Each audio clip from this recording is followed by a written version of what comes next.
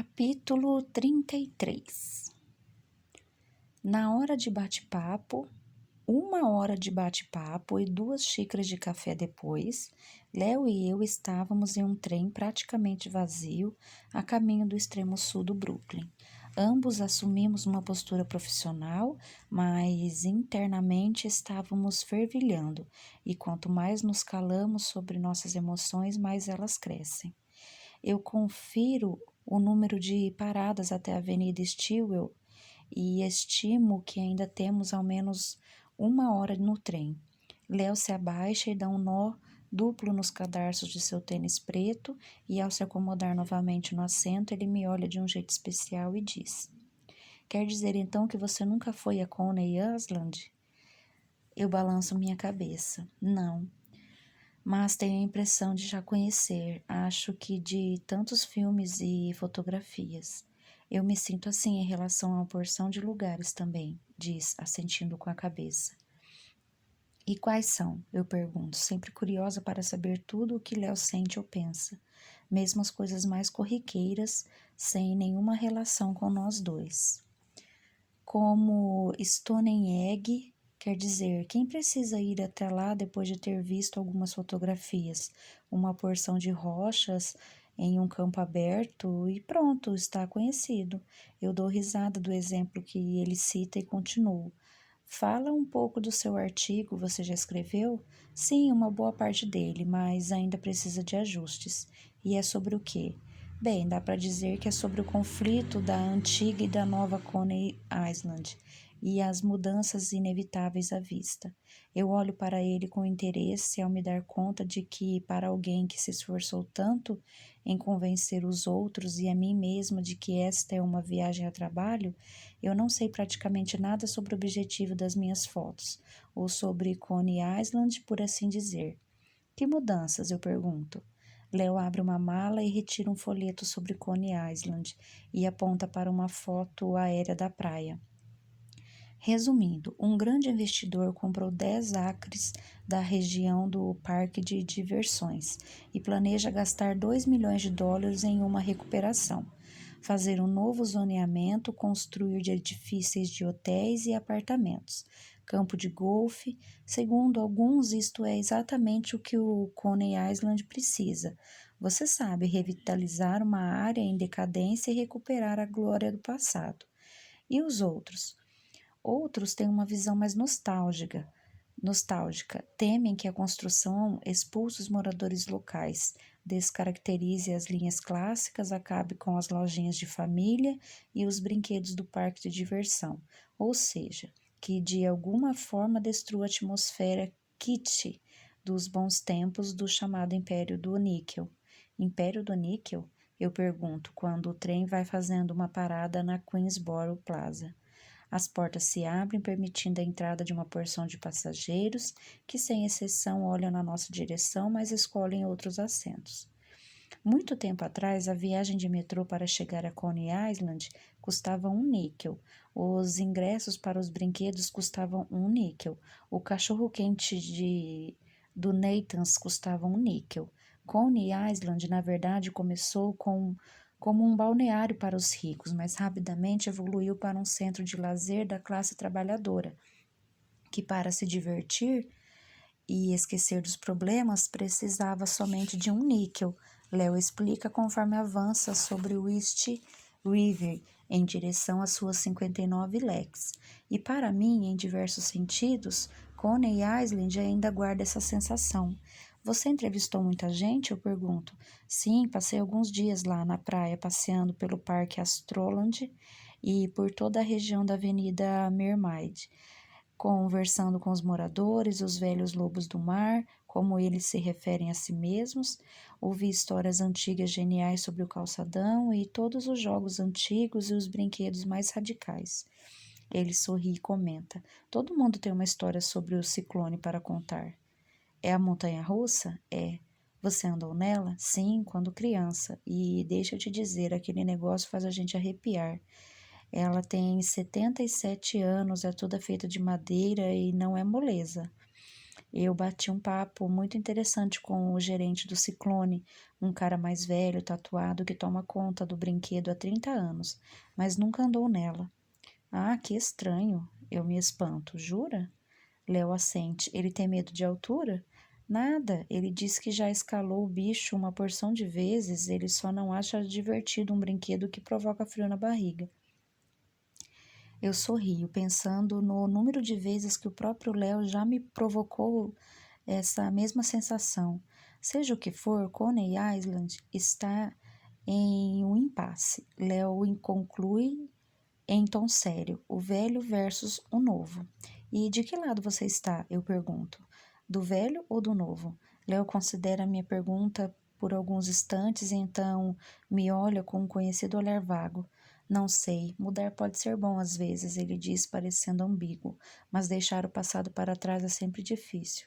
Eu não entendi o que ele quis dizer exatamente.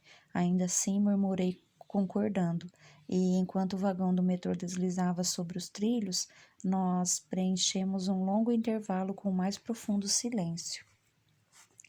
Quando saímos do metrô e entramos na Avenida Stewart, encontramos uma tarde nublada, dessas sem estação definida, e as nuvens cinzas que cobriam o céu mostravam que a chuva não ia demorar. Não estava frio, mesmo assim eu ajustei o cinto do casaco e cruzei os braços contra o peito, enquanto olhava ao redor para memorizar a primeira impressão dessa Nova York prateada tão celebrada. A América dos livros e fotografias. Era exatamente assim que imaginei que estaria nessa época do ano. Sóbria, desbotada, desolada. Ainda assim mágica, especial. Material para render fotografias incríveis. O pano de fundo de lembranças que não se pode apagar. Bem, cá entre nós, diz Léo, sem grande entusiasmo. Sim. Que tal irmos primeiro até o mar? Léo perguntou. Eu concordo e seguimos a pé, lado a lado, até o calçadão. Ao chegarmos lá, encontramos um barco e nos sentamos, admirando a faixa estreita de areia calma e ondas escuras. Eu estava toda arrepiada com o sopro do ar frio, com a vista rígida e, acima de tudo, por ter Léo ao meu lado. Lindo, digo por fim, recuperando o fôlego. O rosto de Léo se resplandece e como se ele também fosse um velho lobo do mar, com suas próprias histórias a contar. De repente, eu o imagino menino, nesse mesmo lugar no auge do verão, de baldinho e pá na mão, e depois no parque, adolescente, dividindo um algodão doce azul com uma garota de rabo de cavalo e atirando com todo cuidado na esperança de derrubar todos os pinos e ganhar um unicórnio de pelúcia para ela. Ele inclina a cabeça e diz: Jura? Eu balanço a cabeça e explico: Sim, tem tanta personalidade. Estou feliz que você pense assim, ele diz, roçando a mão pelo cabelo. Realmente feliz que pense assim. Ficamos ali parados um tempão, ligeiramente reclinados no banco, admirando o cenário e observando as poucas almas que se atreveram a sair em um dia como esse. Até que, em um determinado momento, sem dar uma palavra, eu tiro a minha câmera da bolsa, passo entre as barras que separam a calçada e a areia e vou até perto do mar. Tiro algumas dezenas de fotos das vistas dali para entrar no clima e vou relaxando aos poucos, como é de costume quando começo a trabalhar. Fotografo o céu, a areia e o oceano. Fotografo uma mulher de meia idade, de cabelos castanhos e casaco de suede, que não chegava a ser mal cuidada, para se dizer que fosse mendiga, mas sem dúvida ela estava com problemas, carregando alguma tristeza. Bato algumas fotos das fachadas das lojas ao longo do calçadão. A maioria está fechada, algumas até com tapumes, e também um bando de gaivotas ao redor de um saquinho de pipocas, ciscando os milhos que não estouraram. Léo está à minha espera e observa tudo. Então, em um último impulso, tiro uma foto dele, recostado no banco, mãos na nuca e cotovelos para fora. Quando me aproximo, ele acena e sorri com ares de modéstia. Essa última é para guardar, ele disse em um momento parecido do passado, quando tirei fotos dele em um banco no Central Park e quando desdém Margot havia demonstrado por ele e quanto desdém Margot havia demonstrado por elas, chamando-o de orgulhoso e afetado. Analisando aquele dia, percebo que ela estava errada sobre aquele momento, registrado naquelas fotos. Ela se equivocou sobre muitas coisas. Eu penduro minha câmera no ombro e me sento, deixando escapar um suspiro, mais sonoro do que eu desejava. Léo tenta um olhar sério e me cutuca com o cotovelo. Lembra do que eu lhe disse, Dempsey? As pessoas vêm até aqui para esquecer dos seus problemas. Certo, eu murmuro, com um sorriso forçado, esfregando o dedão esquerdo na minha aliança e pensando no meu sobrenome de solteira, Dempsey. Nós ficamos observando o movimento das ondas e depois de alguns minutos eu pergunto ao Léo se a maré está indo ou vindo. Vindo. Sua resposta é tão rápida que chega a me impressionar, da mesma forma que me impressiono quando os motoristas, geralmente homens, sabem instintivamente que estão dirigindo, digamos, para noroeste. Como você sabe? Eu pergunto, imaginando que já havíamos observado as ondas por tempo suficiente para identificar a tendência. Não tem areia molhada, Léo explica, com um trovão no fundo. Se a maré estivesse indo, haveria uma faixa de areia molhada. Ah, é verdade, eu concordo. E então, quer saber de uma coisa? O quê? Ele pergunta ansioso, em alerta, como se esperasse uma importante confissão, algo assim. Estou faminta, eu digo sorrindo. Eu também, ele diz, com uma risadinha. Que tal um cachorro quente? Foi aqui que nasceu o cachorro quente, não foi? Eu pergunto ao lembrar de um texto sobre a história de Coney Island que li por aí, talvez do próprio Léo, há muito tempo. Verdade, Léo diz sorrindo. Nós nos levantamos e fazemos o mesmo caminho de volta até o cruzamento da Avenida Stewart com a Surf, local da primeira lanchonete Nathan's. Foi construída em 1916. Ao entrarmos, encontramos uma fila maior da que seria esperado para as quase 14 horas, durante a baixa temporada, ainda que fosse pelo cachorro-quente mais famoso do mundo. Enquanto Léo entra na fila e pergunta o que quero comer, eu tiro algumas fotos do restaurante, dos outros clientes e do cozinheiro suado. Um cachorro-quente, eu respondo com um olhar óbvio. Não dá para ser mais específica, ele insiste, com um sorriso ainda mais largo. Quer com pimenta, com molho, simples, com fritas? Pode ser igual ao seu, eu respondo, sem dar mais detalhes. Cachorro quente com cheddar, fritas e refrigerante, Léo diz sem hesitar. Perfeito, eu digo, relembrando o quanto ele adora refrigerante. Léo pagou a conta enquanto eu pegava guardanapos, canudos, mostarda e ketchup, e escolhemos uma mesa perto da janela da frente. Lá fora começava a chover. Bem na hora, comenta Léo. Eu o observo sentado à minha frente, de repente imaginando Andy em sua escrivaninha de gravata e paletó. Eu fico impressionada com o contraste entre os dois mundos. Uma barraquinha de cachorro-quente no Brooklyn e um escritório de advocacia impecável em Buckhead. E me impressiona ainda mais com o contraste entre os dois homens e o modo como me sinto com cada um. Para ser sincera, eu discordo, eu digo, fitando-o nos olhos. Péssima hora, aliás. Léo me olha com surpresa sobre as batatas. Então ele segura uma e faz que me oferece. Você? Ele diz. Não, você, eu digo. Você, ele insiste com firmeza.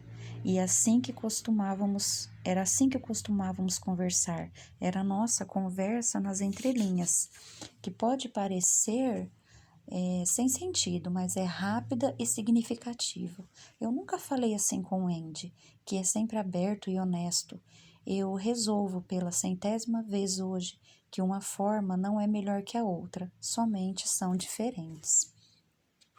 Léo e eu terminamos nosso lanche praticamente em silêncio. Daí, sem hesitar, saímos debaixo de uma garoa fria e percorremos as avenidas Surf, Neptune e Mermaid. Léo segurou meu guarda-chuva e me protegeu enquanto eu batia algumas fotos.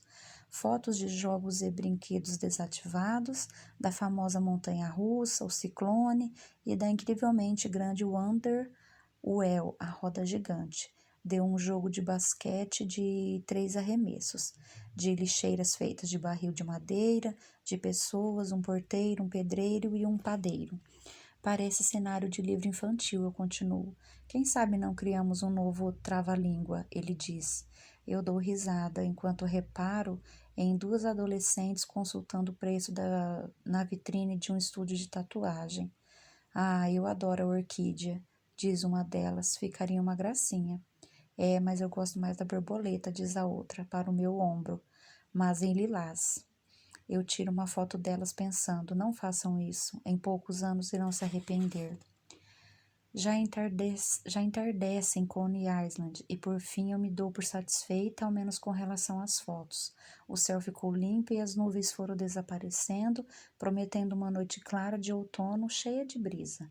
Léo e eu voltamos para o nosso banco, molhados, cansados e com frio.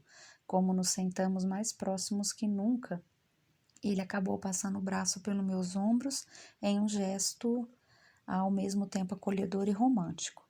Eu me esforço para não deitar a cabeça no ombro dele e fecho os olhos, imaginando que isso tudo seria bem mais fácil se eu conseguisse avaliar com clareza os meus sentimentos. Se Léo fosse uma coisa só e o Andy outra completamente diferente. Mas não é tão simples assim, nada de preto no branco. O que me faz pensar que isso deve ser coisa impossível quando o assunto é o coração.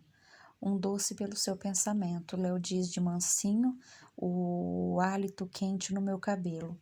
Eu o imagino beijando a minha testa, meu rosto, minha boca e finalmente vou fundo na verdade. Estou pensando naquele dia de dezembro, quando você voltou a me procurar, eu digo baixinho. Eu sinto novamente a respiração de Léo, desta vez próximo ao meu pescoço, e sinto um arrepio percorrendo meus braços e pernas. Eu gostaria que você tivesse insistido em falar comigo, eu digo. Eu também. Eu gosto de imaginar que isso poderia ter feito diferença. Teria feito toda a diferença. Eu finalmente confirmo, sendo invadida por uma onda de tristeza e amargura, culpa e pesar. Ainda pode ser diferente, ele disse, segurando meu queixo e virando meu rosto para olhar nos olhos dele. Léo, eu sou casada, eu digo, ao me afastar de mansinho. Eu penso em Andy e nos votos que fizemos, no quanto eu realmente o amo, mesmo não amando tudo em nossa vida a dois, mesmo eu estando longe agora. Léo deixa a mão cair. Eu sei disso, mas... Mas o que? Eu pergunto, cansada de tantas sutilezas desse eterno especular, interpretar e conjecturar. Mas não posso evitar o desejo de ter você de novo, ele declara. Agora, esta noite? Eu pergunto perplexa. Sim, esta noite, e amanhã e no dia seguinte. E sinto o cheiro da pele dele e digo seu nome sem conseguir me decidir se era um protesto ou uma entrega. Ele balança a cabeça, toca meus lábios e sussurra. Eu te amo, Ellie. Era uma declaração, mas soa mais como uma promessa que fez meu coração explodir. Eu então não resisto, fecho meus olhos e digo que o amo também.